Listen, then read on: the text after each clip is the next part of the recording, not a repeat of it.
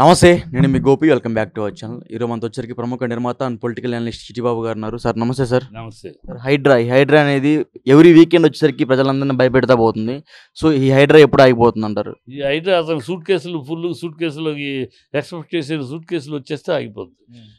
ఇప్పుడు ఇదంతా హైడ్రామా అంతా రాజకీయ కక్ష తీర్చుకోవడానికి, సూట్ కేసులు పొందటానికి అంతే. ఎందుకంటే సిటీలో వాళ్ళకి ఒక్క సీట్ రాలేదు కనుక ఈ బిల్డర్స్ వీళ్ళందరూ కూడా దాదాపు ఈ అపోజిషన్ పార్టీ తాలూకు మనుషులే కనుక వాళ్ళందరినీ దారికి తెచ్చుకోవాలి, వాళ్ళందరినీ బెదిరించాలి, భీతిలు చేయాలి. అందుకోసమని ఫస్ట్ స్టార్టింగ్ విత్ నాగార్జున కొట్టాడు. నాగార్జున కోర్టు కేసులో ఉంది, తీర్పు రెండింటికి రావాలి, ఈ లోపల 12 నెలలకి తొందరపడి కొట్టేశాడు. మరి అదే న్యాయం కిరణ్ కుమార్ రెడ్డి తమ్ముడు విషయంలో చేయలే, వాళ్ళ సొంత తమ్ముడు విషయంలో కూడా చేయాలి. ఇది చేయాల నోటీస్ ఇచ్చాడు తమ్ముడికి, పగలగొట్టల. వాళ్ళ తమ్ముడు విషయంలో పగలగొట్టల, నోటీస్ ఇచ్చాడు అంతే. ఇక్కడ కిరణ్ కుమార్ రెడ్డి తమ్ముడు 24 సీట్లు ఉంటే 27 బిల్డింగులు అక్రమంగా ఆక్రమించి బిల్డింగ్లు కడతా అంటే దాని నోటీస్ అది కోర్టులో ఉంది కనుక దాన్ని ఏం చేయలేమంటావు. మరి దానికేమో కోర్టులో ఉంటే ఏం చేయలేవు. ఇక్కడ ఎన్కౌంటర్ కోర్టులో ఉంటే కొట్టేస్తావు.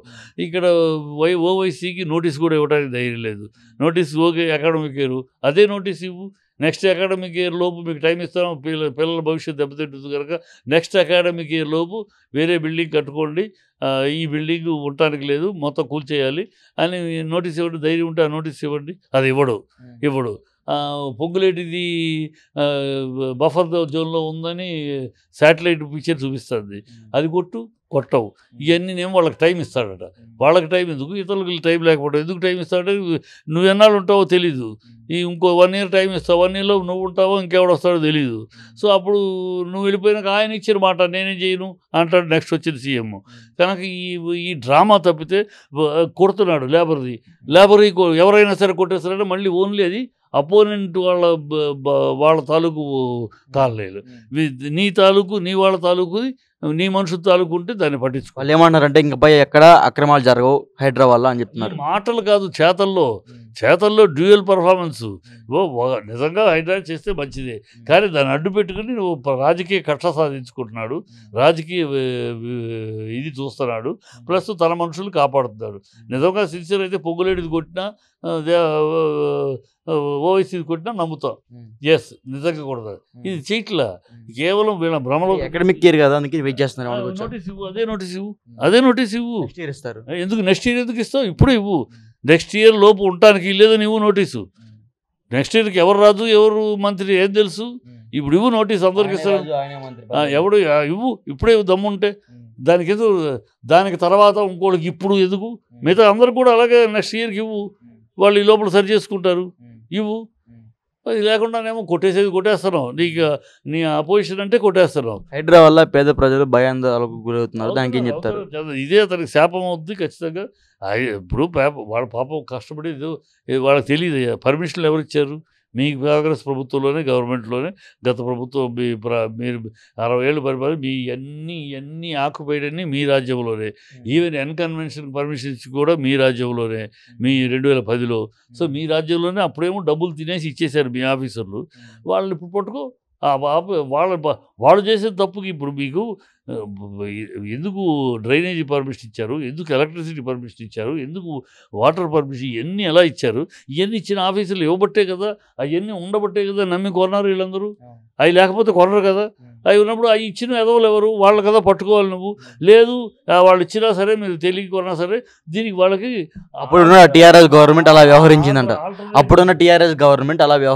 అలా కాదు, వీళ్ళ ప్రభుత్వం ఎన్ని పర్మిషన్లు ఇచ్చేది వీళ్ళ ప్రభుత్వం. పచ్చబద్దాలు 10 ఏళ్లలో పర్మిషన్లు వచ్చినాయంట. ఓవైసీ కాలేజ్ ఎప్పుడు కట్టాడు? కాంగ్రెస్ పీరియడ్లో. ఇతర గెస్ట్ హౌస్ ఎప్పుడు కట్టాడు పొంగులేటి? మీ కాంగ్రెస్ పీరియడ్లో. ఇప్పుడు కట్టి ఏమీ లేవు. ఇప్పుడు కట్టిన ఒకటారా తప్పితే అయ్యే కూలుస్తున్నాడు. ఈ లేబర్కి పేదలకు కట్టిన సింగిల్ బెడ్రూమ్లు ఈ కూలుస్తున్నాడు. వీళ్ళ హయాంలో కట్టిన పర్మిషన్లన్నీ అలా ఉంచేస్తున్నారు. వాటికని టైం ఇస్తాడట. టైం ఇచ్చి వాళ్ళు సరిదిద్దుకోవాలని. ఈ దౌర్భాగ్యం తప్పితే కొట్టలేదు. వాళ్ళ ప్రభుత్వం ఇచ్చింది, అప్పుడు డబ్బులు తీసుకుని ఇచ్చారు నీ ఆఫీసులు. ఇప్పుడు డబ్బుల కోసం మీ ప్రభుత్వం వాళ్ళని కూలుస్తుంది. మీరే గెలుతారు, మీరే జ్వాలపడతారు. అది జరుగుతుంది ఇక్కడ.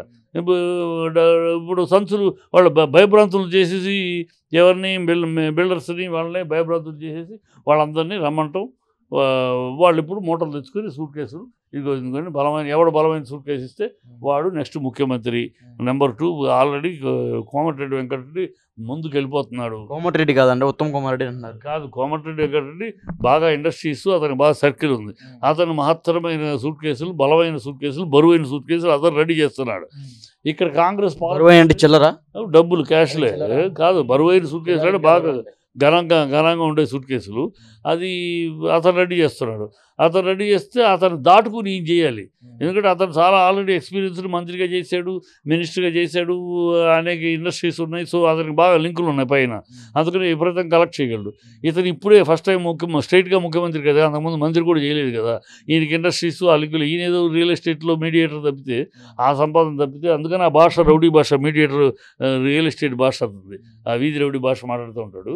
అతను ఇంతకు లేదు కనుక అతను ఇప్పుడు ఇది పెట్టి వీళ్ళందరినీ భయభ్రాంతులు చేసి వాళ్ళ దగ్గర నొక్కుతున్నాడు. అది సూట్ కేసులు ఎవరు బలమైన సూట్ కేసులు, ఘనమైన సీట్లు ఎవరు ఎక్కువ ఇస్తే వాళ్ళు ముఖ్యమంత్రి, రెండో కృష్ణుడు. అందుకని తనను దాటనివ్వకుండా కోమటిరెడ్డి తన దాటి వెళ్ళిపోకుండా ఉండటం కోసం అని ఈయన ఈ కష్టాలు పడుతున్నాడు. అది అంటే కేవలం బీఆర్ఎస్ శ్రేణుల్లో ఎవరైతే బిల్డింగ్స్ ఉన్నాయో, అదేవిధంగా ఎవరైతే బీఆర్ఎస్ నాయకుల ఏదైతే అపార్ట్మెంట్స్ ఉన్నాయో కేవలం అవే ఫోకస్ చేస్తున్నారు. ఫోకస్ చేస్తున్నాడు, అదే ఫోకస్. వాళ్ళ తరపులు ఎవరిని అడ్రస్ కూడా రాదు కొన్ని బిల్డింగ్స్.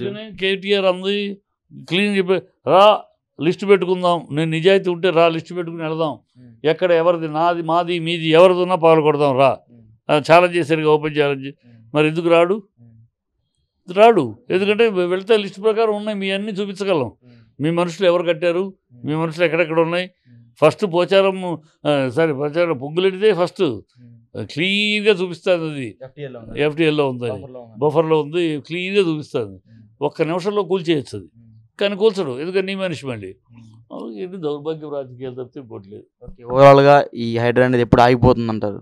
హైదరాబాద్ అతను కోరుకున్నంత సూట్ కేసు, బలమైన సూట్ కేసులు అందుకని ఆగిపోతాయి. ఇప్పుడు అప్పుడేమంటే బిల్డర్స్కి టైం ఇస్తాం, మీరు రీహాబిటేషన్ చేయండి, వాళ్ళందరూ కొనుక్కున్నారు, వాళ్ళందరినీ ఇచ్చేయటానికి కుదరదు కదా, వాళ్ళు పాప అన్యాయం అయిపోతే కనుక వాళ్ళకి రీహాబిటేషన్ చూపించండి, మీకే కదా డబ్బులు ఇచ్చారు వాళ్ళు, సో వాళ్ళకి టైం ఇస్తాం ఏదో చెప్తాడు. ఈ బిల్డర్స్ అందరూ వెళ్ళి వాళ్ళకి సగం ఇస్తాం, మీరు ₹1,00,000 కట్టారు, మీకు 25,000 ఇస్తాం, మేము నష్టపోయాం, ఇట్లా ఏదో చెప్పి అలాగే సంవత్సరం అయ్యేటప్పటికి ఈ వేడి ఆరిపోద్ది, ఈ ప్రజల్లో ఆవేదన తగ్గిపోద్ది, మన కర్మ అనుకుంటారు. అది